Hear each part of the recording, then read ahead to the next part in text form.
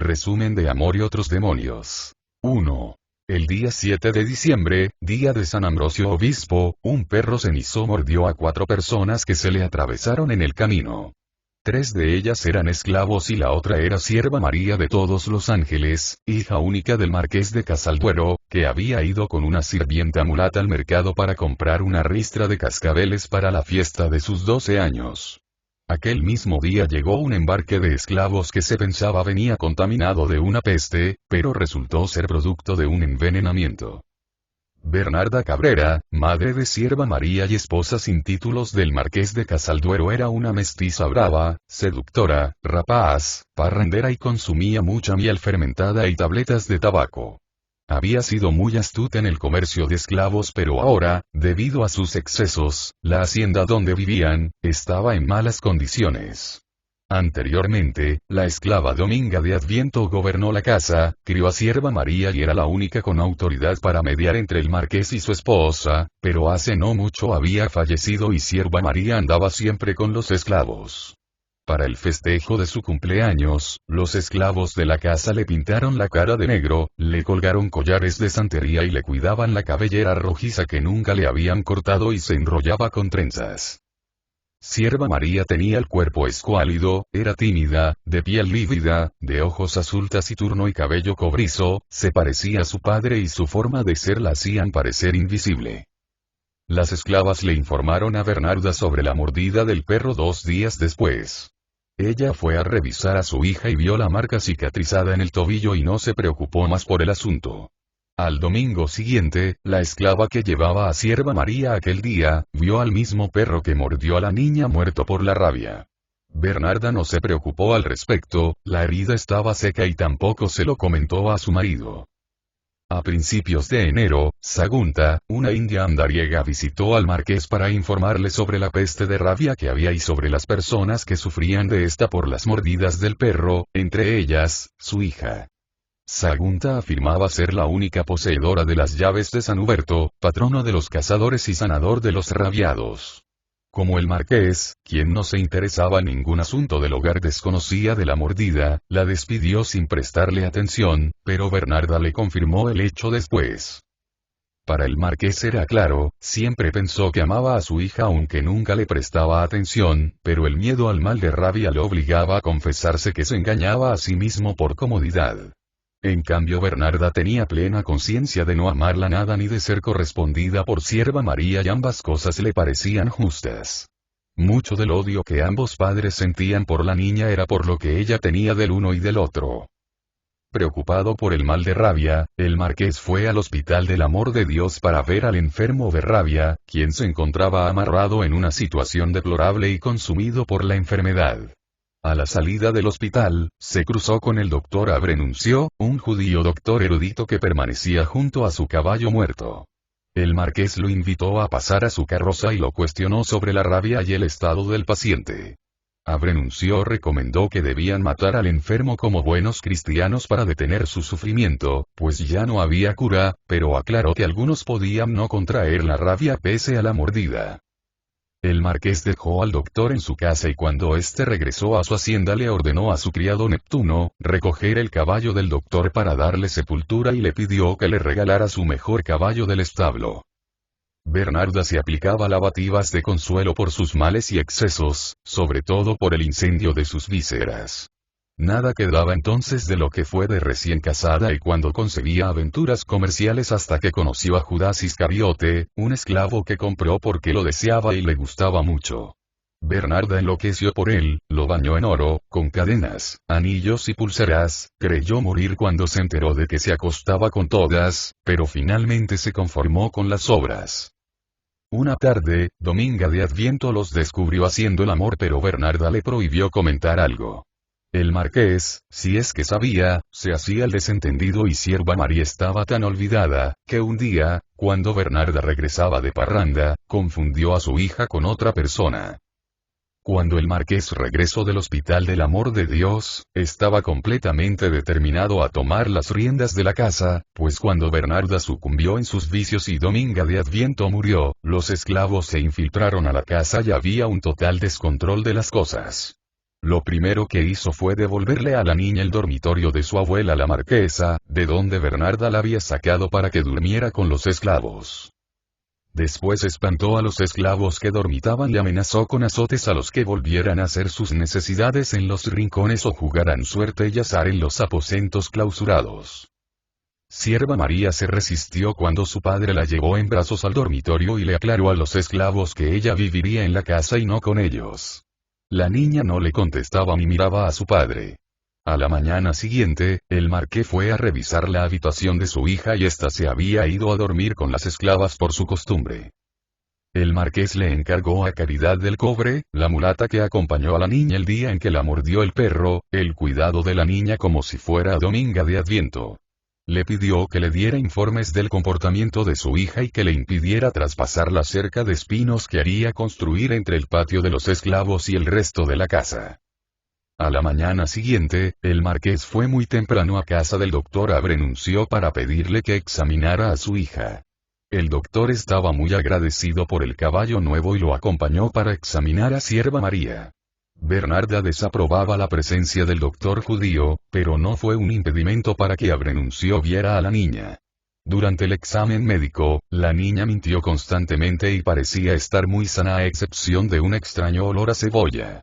Caridad del Cobre le reveló al marqués que la niña se había entregado en secreto a las ciencias de los esclavos y la encerraban desnuda en la bodega de cebollas para destruir el maleficio del perro. Abrenuncio pensó que la vida estaba lejos del cerebro y poco profunda, por tanto, podía estar libre de rabia. El marqués había decidido apelar al hospital y cuidarla en casa. Mientras tanto, el doctor le recomendó darle todo cuanto pudiera hacerla feliz, pues no hay medicina que cure lo que la felicidad no puede curar. 2. Nunca se supo cómo había llegado el marqués a semejante estado de desidia antes de que el perro mordiera a su hija, ni por qué mantuvo su matrimonio disfuncional. Ignacio, heredero único, no daba señales de nada ni de querer a nadie. Creció con signos de retraso mental y sus primeros síntomas de vida los dio a los 20 años de edad, cuando se enviaba cartas de amor con Dulce Olivia, una de las reclusas del manicomio Divina Pastora, contiguo a la hacienda del marqués. Fue así como el marqués aprendió a leer y escribir, pero su familia no permitiría esa relación porque deseaban que se casara con la heredera de un grande de España. Fue así como desposó a doña Olaya de Mendoza, una mujer muy bella y de grandes talentos para la música, a la que mantuvo virgen para no concederle la gracia de tener un hijo. Doña Olaya y el marqués no se entendían en la música, pero desde el día en que Ignacio se fijó en la tiorba italiana, practicaban juntos ejercicios bajo los árboles del huerto. El 9 de noviembre, la pareja estaba tocando un dúo bajo los naranjos cuando de pronto un relámpago los cegó y doña Olaya cayó fulminada por la centella. El marqués ordenó funerales de reina y encontró en el huerto un mensaje de Dulce Olivia que se responsabilizaba por el rayo. El marqués donó sus bienes materiales, solo conservó la mansión con el patio reducido al mínimo y el trapiche de mahates, y a Dominga de Adviento le cedió el gobierno de la casa. Desde entonces, el marqués temía que los esclavos lo asesinaran y ordenó mantener siempre las luces encendidas. Dulce Olivia se consoló con la añoranza de lo que nunca fue y por las noches se escapaba de la Divina Pastora para entrar a la mansión, limpiar los pasillos, acomodar y lavar las cosas que creía que los esclavos no hacían bien. Dominga de Adviento murió sin saber nunca por qué los pasillos estaban más limpios al amanecer y por qué las cosas estaban en otro lugar. Poco antes de cumplir un año de viudo el marqués descubrió a Dulce Olivia en la casa y desde entonces reanudaron una amistad prohibida que alguna vez pareció amor. Conversaban hasta el amanecer sin ilusiones ni despecho, como un viejo matrimonio, hasta que alguno de los dos decía algo incorrecto, se enfadaban y Dulce Olivia desaparecía por un largo rato. Ella se ofreció para consolarlo y ser su esclava sumisa, pero él juró nunca más casarse. Sin embargo, antes de un año se casó a escondidas con Bernarda, hija de un antiguo capataz de su padre quien tras escabullirse en los aposentos del marqués y quitarle su virginidad, quedó embarazada. Cuando Sierva María de los Ángeles nació, Dominga de Adviento juró, si sobrevivía el difícil parto, que no le cortaría el cabello hasta su noche de bodas. Bernarda despreció a su hija desde el principio y Dominga la educó conforme a su religión. La niña era sigilosa en sus movimientos y por ello, su madre le colocaba una campana para conocer sus movimientos en la casa, pero aún así, se las ingeniaba para parecer un fantasma aterrador y Bernarda decidió enviarla a dormir con los esclavos. El día que Bernarda conoció a Judas Iscariote, aprendió a masticar tabaco y hojas de coca. Probó el cannabis de la India, la trementina de Chipre, el peyote del Real de 14 y probó por lo menos una vez el opio del Nao de China. Judas se volvió ladrón, proxeneta, sodómita ocasional, y todo por vicio, pues nada le faltaba. Una mala noche se enfrentó con 3 galeotes de la flota por un pleito de barajas y lo mataron. Bernarda se refugió en el trapiche y la casa quedó al garete, y si no naufragó, fue por la mano de Dominga de Adviento. El marqués escuchaba rumores de que hablaba sola, deliraba en el trapiche y vivía en estado de delirio. Tal era su deterioro que ni el marido la reconoció cuando volvió de Maates, después de 3 años, poco antes de que el perro mordiera a la niña. A mediados de marzo parecía que los males de rabia habían sido conjurados.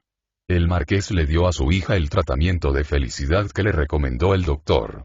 Padre e hija daban largos paseos para ver atardeceres y el mar. El marqués intentó quitarle las costumbres negras enseñándole más cosas de blancos en 2 meses que en toda su vida. Había comprado cajas de música y desempolvado su instrumento italiano para hacer música con su hija. El doctor Abrenuncio los visitaba cada semana y un día escuchó a Bernarda quejarse fuertemente por el deterioro de su hígado. El doctor afirmó que para septiembre moriría y el marqués lamentó que tendría que esperar tanto tiempo. Un día Caridad del Cobre despertó al marqués de su siesta para informarle que la niña tenía fiebre. Abrenuncio fue a examinarla y sugirió esperar para ver cómo se desarrollaba la fiebre. El marqués no quiso delegar su confianza a Dios sino a todo aquel que le diera esperanzas, así que sometió a la niña a múltiples tratamientos de muchos doctores. Al cabo de 2 semanas, Sierva María había soportado 2 baños de hierbas y 2 lavativas emolientes por día, la habían llevado al borde de la agonía con pócimas de estivio natural y otros filtros mortales. Había pasado por todo, vértigos, convulsiones, espasmos, delirios, solturas de vientre y de vejiga y se revolcaba por los suelos aullando de dolor y de furia. Incluso los curanderos más audaces la abandonaron a su suerte hasta que reapareció Sagunta con sus métodos poco tradicionales. Sagunta se desnudó de sus sábanas y se embadurnó de unturas de indios para restregar su cuerpo con el de la niña desnuda. Esta se resistió a pesar de su debilidad, pero Sagunta la sometió. Bernarda escuchó los alaridos dementes y al ver lo que pasaba, azotó a ambas con los hocicos de la marca. El obispo de la diócesis, don Toribio de Cáceres y Virtudes, preocupado y alarmado por la situación de Sierva María, hizo llamar al marqués porque pensaba que su hija podía estar poseída por demonios y era necesario encomendarla a Dios, pues su cuerpo podía no tener cura, pero su alma sí. El marqués dejó de asistir a la iglesia y de ser creyente desde que su primera mujer falleció, pero las palabras del obispo lo hicieron reflexionar sobre la futura condición de su hija. El obispo y el padre Cayetano de Laura aseguraban que Abrenuncio era un hereje que maldijo a la niña y le recomendaron al marqués llevar a su hija al convento de Santa Clara para exorcizarla. Cuando el marqués regresó de su cita con el obispo, escuchó a su hija tocar las cuerdas de la tiorba y cantar la canción que él le había enseñado, pero cuando entró en su recámara la niña volvió a enfermar. El marqués pasó la noche en vela junto a la cama de su hija y a la mañana siguiente, estaba determinado para llevarla al convento. Vistió a la niña con un vestido que pertenecía a Bernarda en su juventud y la hacía lucir como una reina, preparó una maleta y llevó a la niña al convento de Santa Clara. Las monjas se la llevaron sin darles tiempo de que se despidieran y el último recuerdo que tuvo de ella fue cuando atravesaba la galería del jardín arrastrando el pie lastimado. 3. El convento de Santa Clara era un edificio cuadrado frente al mar de 3 pisos con numerosas ventanas. Tenía 80 monjas, todas con sus servicios y 36 criollas de las grandes familias del virreinato. Al final de todo el convento, lo más lejos posible y dejado, había un pabellón solitario que durante 68 años sirvió de cárcel a la Inquisición. Fue en la última celda de ese rincón donde encerraron a Sierva María los 93 días de ser mordida por el perro y sin ningún síntoma de rabia. Las novicias que custodiaban a Sierva María su llegada, se interesaron por sus anillos y collares de santería, pero cuando intentaron quitárselos, la niña se retorció y mordió la mano de una de ellas. Poco después pasaron dos esclavas negras que reconocieron los collares y le hablaron en lengua yoruba. Sierva María les contestó, les dijo su nombre de esclava, María Mandinga, y se fue con ellas a la cocina en donde ayudó a matar un chivo y jugó con los niños y adultos esclavos. La abadesa, Josefa Miranda, resentida con el clero del obispo por múltiples injusticias cometidas en el pasado contra su diócesis, estaba molesta por la presencia de la niña endemoniada que nadie había visto aún, pues Sierva María había pasado desapercibida en su primer día en el convento, como si fuera invisible. A la mañana siguiente Sierva María se descubrió por su canto con las esclavas y por la fuerza, fue llevada a su celda. Desde entonces no ocurrió nada que no fuera atribuido al maleficio de Sierva María. Varias noches declararon para las actas que la niña volaba con unas alas transparentes que emitían un zumbido fantástico. Un día, las monjas intentaron quitarle los collares de santería, pero Sierva María se defendió con fuerza, saltó por la ventana y alborotó las colmenas de abejas y los animales del establo. Tardaron 2 días en volver a juntar los animales. Nunca como entonces era tan agitada y libre la vida del convento. Había monjas por los corredores que jugaban baraja española, dados cargados y tomaban licores en las celdas menos pensadas.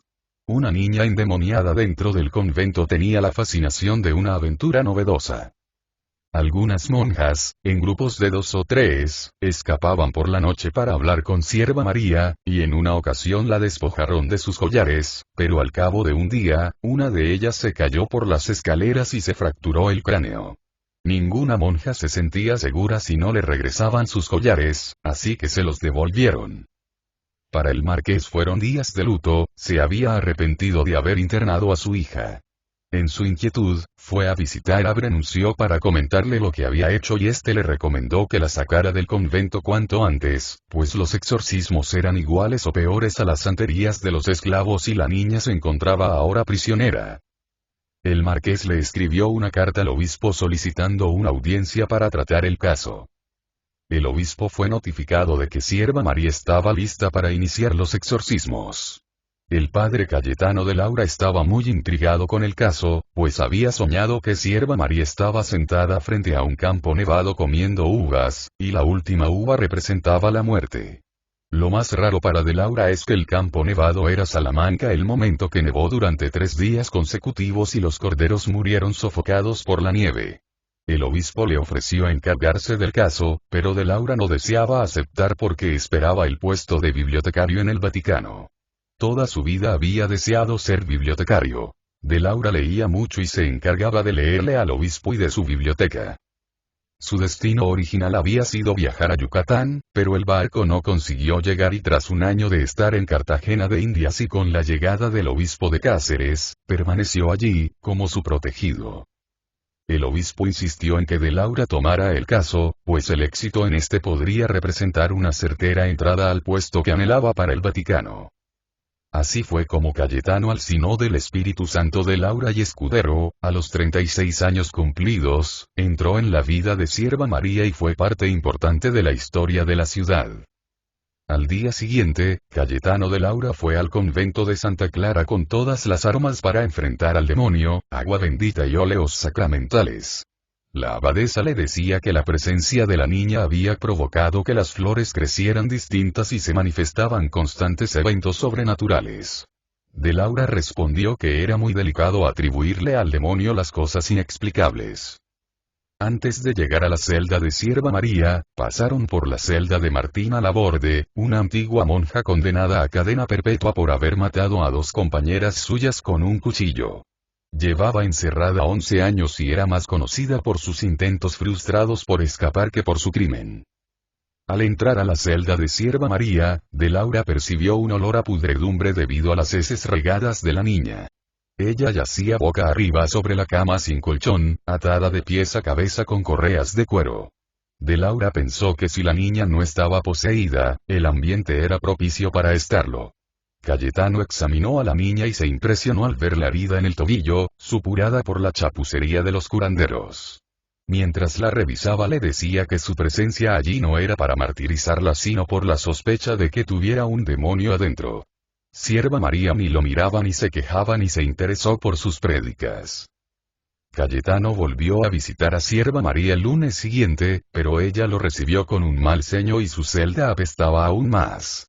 Cuando de Laura se atrevió a desatarla, Sierva María se le fue encima como una fiera y le mordió la mano. Cayetano logró colocarle un rosario en el cuello para tratar de defenderse del ataque. Por otro lado, Martina Laborde no halló la menor resistencia en Sierva María. Fue como si el alma de Dominga de Adviento hubiera entrado a la celda de la niña cuando Martina le sonrió. Ambas entablaron una amistad y prometieron ver juntas el eclipse total de sol que habría el próximo lunes. El domingo, después de misa, de Laura le llevó a Sierva María una canastilla de dulces. Ella descubrió que Cayetano llevaba la mano vendada y él le dijo que una perrita rabiosa con una cola rojiza de más de 1 metro lo había mordido. Sierva María tocó su herida, rió por primera vez y afirmó ser más mala que la peste. Antes de marcharse del convento de Laura realizó una protesta formal por la mala comida de las reclusas y las condiciones en que tenían a Sierva María. Esa misma noche, Cayetano creyó haber visto a Sierva María en la biblioteca del obispo, vestida en su bata de reclusa y con su cabellera de fuego, colocando un armo de gardenias recién nacidas en el florero del mesón. Recitó una frase de Garcilaso: por vos nací, por vos tengo la vida y por vos muero. Cerró los ojos para asegurarse de que no era un engaño de las sombras y cuando los volvió a abrir la visión había desaparecido pero la biblioteca estaba saturada por el olor a gardenias. 4.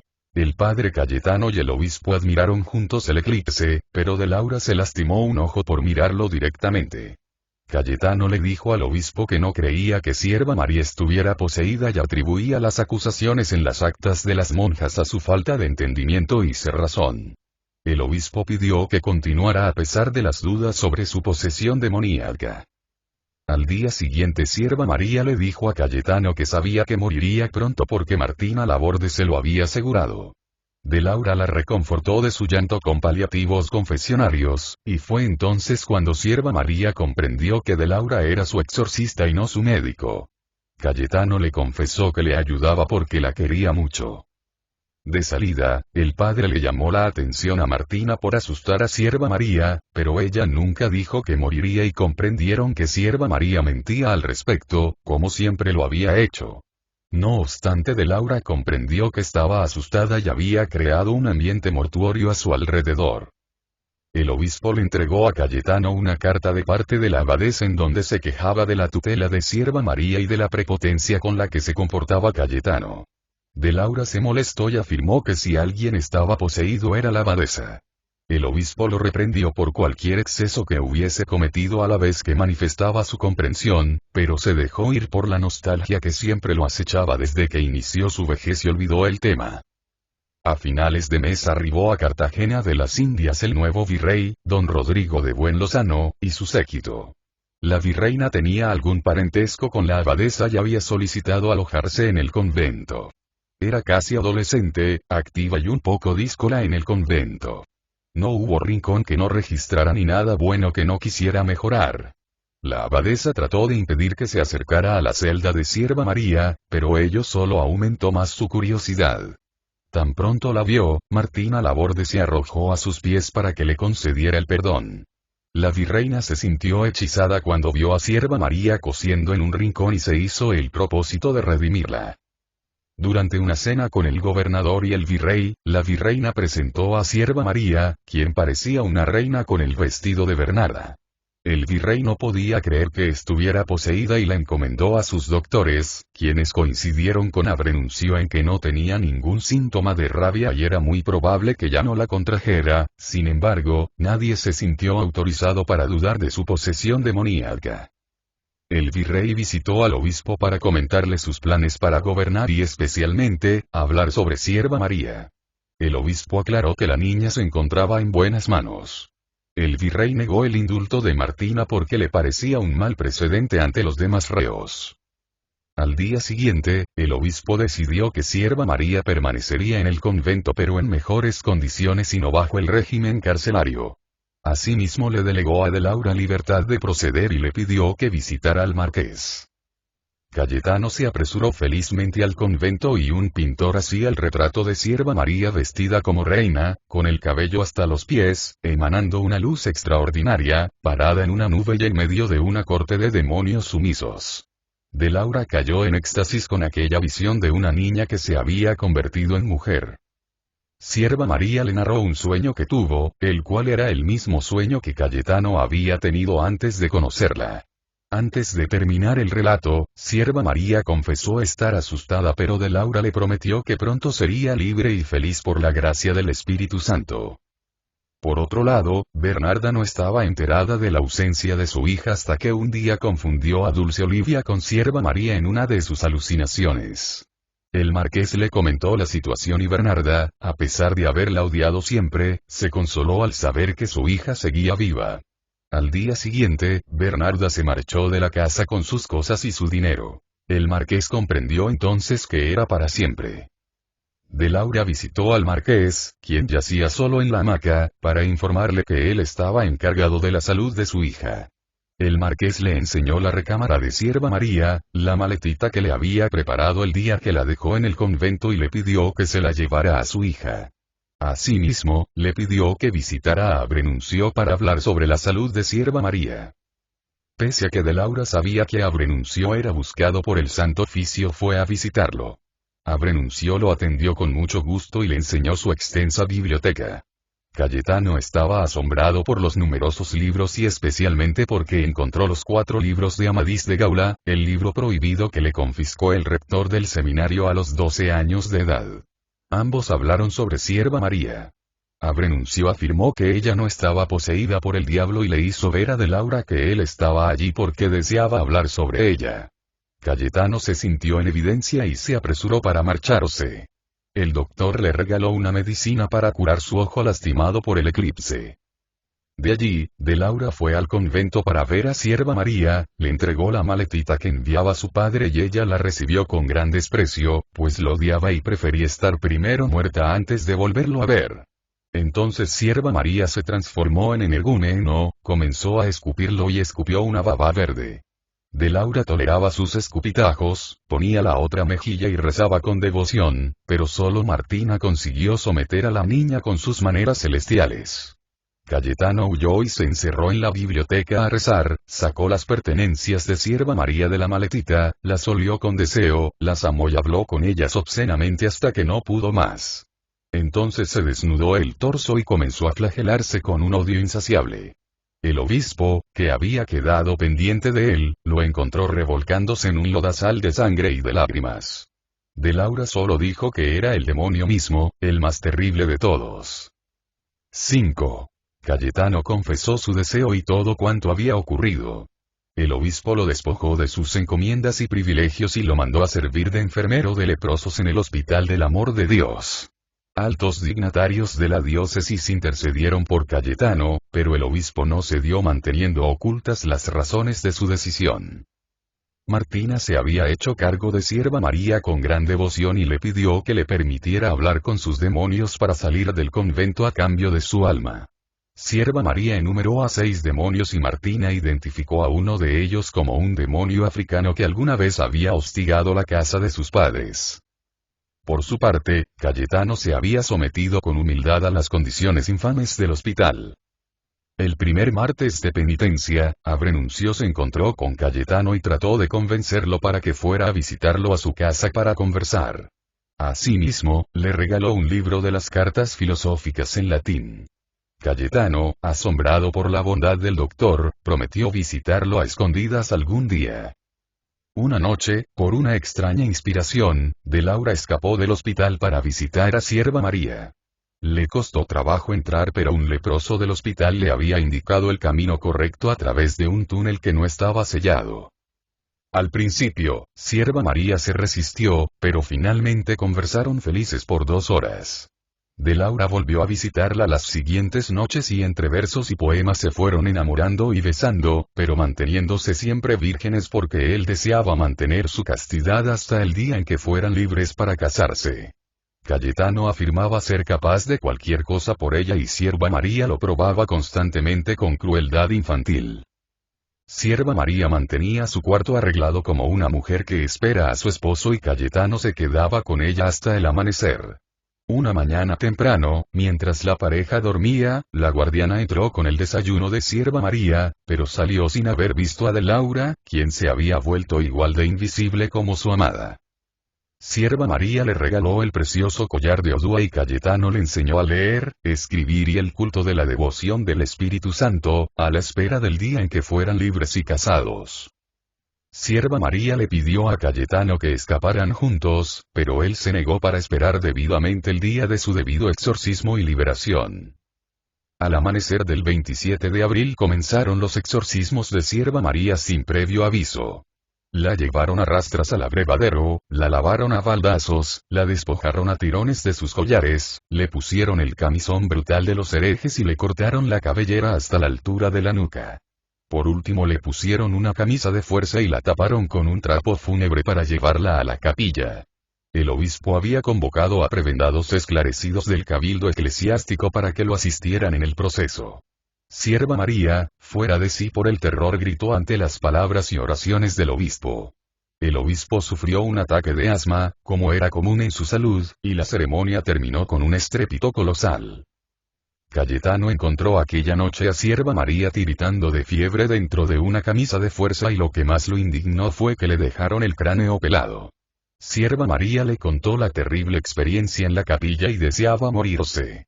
De Laura intentó consolarle y le colocó el collar que le había regalado a falta de los demás.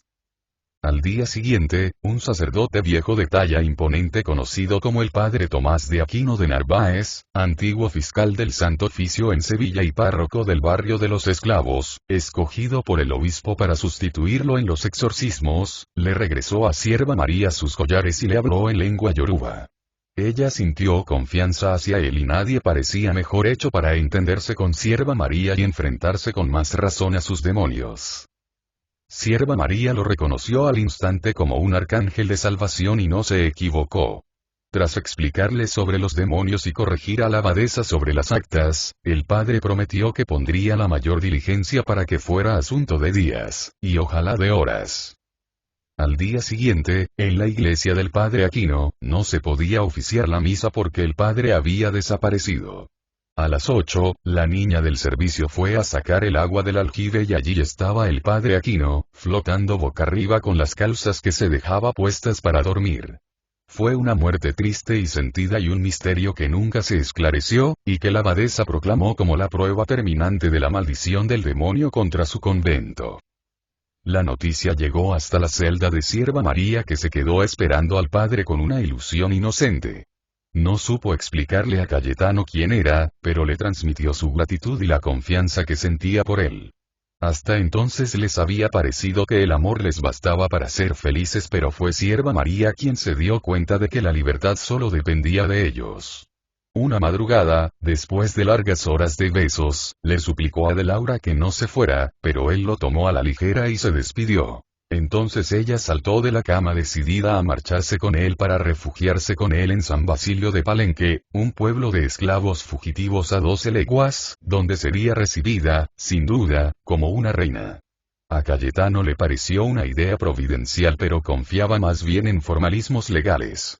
De modo que cuando Sierva María lo puso en la encrucijada de quedarse o llevársela, de Laura trató de zafarse de ella y escapó. La reacción de Sierva María fue feroz, se encerró con tranca y amenazó con prenderle fuego a la celda e incinerarse en ella si no la dejaban irse.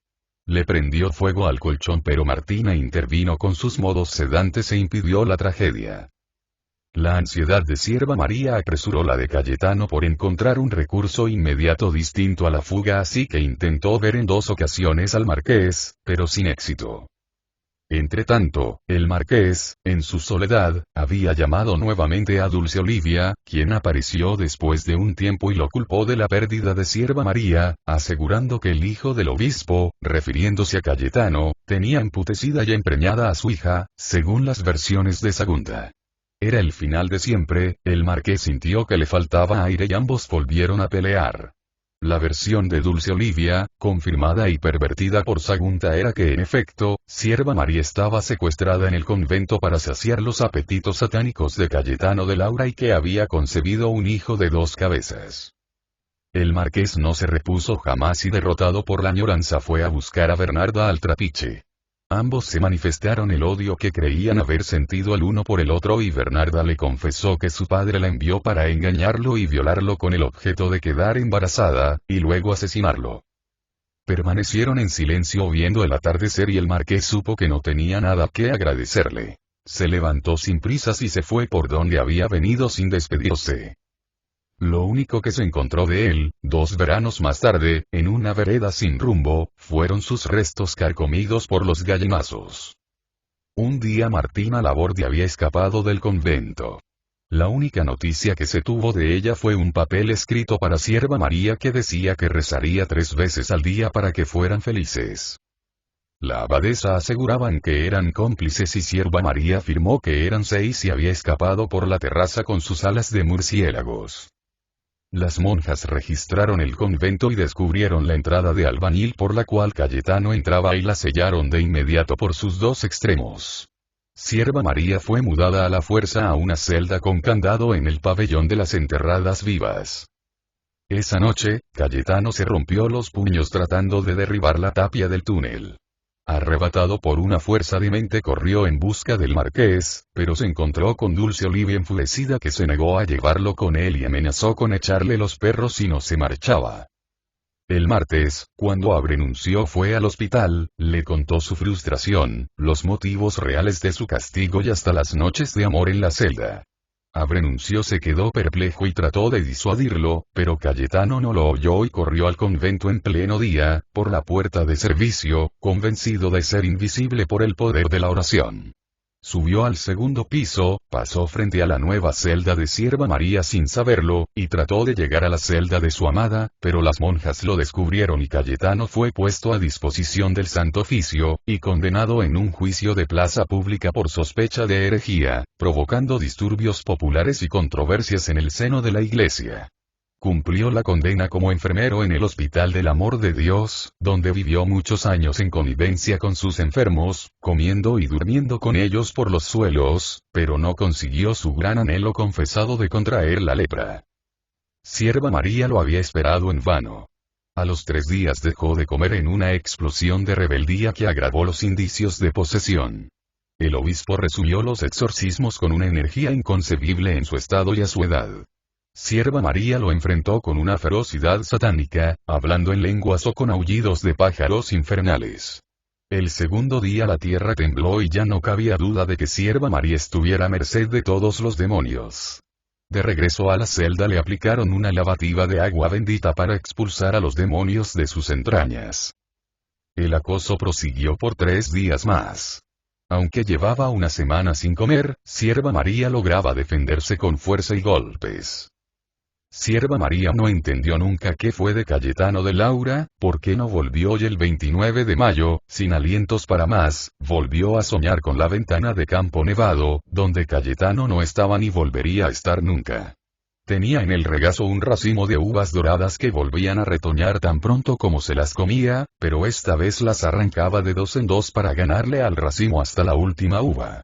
La guardiana que entró para prepararla para la 6ª sesión de exorcismos la encontró muerta de amor en la cama con los ojos radiantes y la piel de recién nacida. El cabello le brotaba y se le veía crecer.